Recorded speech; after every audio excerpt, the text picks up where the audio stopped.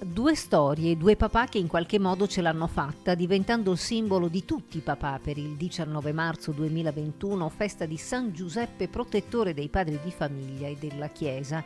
Il primo si chiama Alberto, ha 35 anni e la sua storia viene raccontata dallo IOV del Veneto, l'Istituto Oncologico. A 27 anni gli viene diagnosticato un tumore testicolare.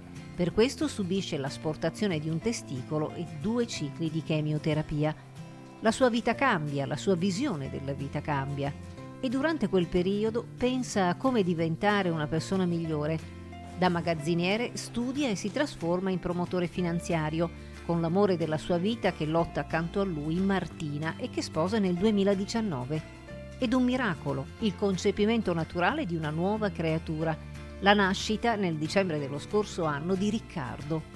Un miracolo, il regalo più grande, commenta proprio Alberto, che di quella emozione incredibile fa tesoro, consigliando a tutti di mettere da parte l'orgoglio e di vivere pienamente la felicità di tutti i giorni.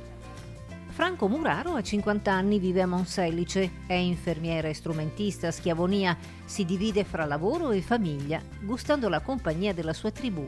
5 figli, compresa Beatrice, quella bambina speciale nata 13 anni fa, con la quale il sabato sera guarda i film alla TV con tanto di popcorn come fossero al cinema. Assieme alla moglie Rosa Lucia si dice soddisfatto di aver cresciuto 5 figli, ma ammette anche di essere al contempo cresciuto come genitore. E un'unica grande parola, amore, quell'amore che copre ogni cosa senza riserve, come fosse ogni giorno una festa dedicata non solo ai tanti papà, ma a tutti i componenti della famiglia.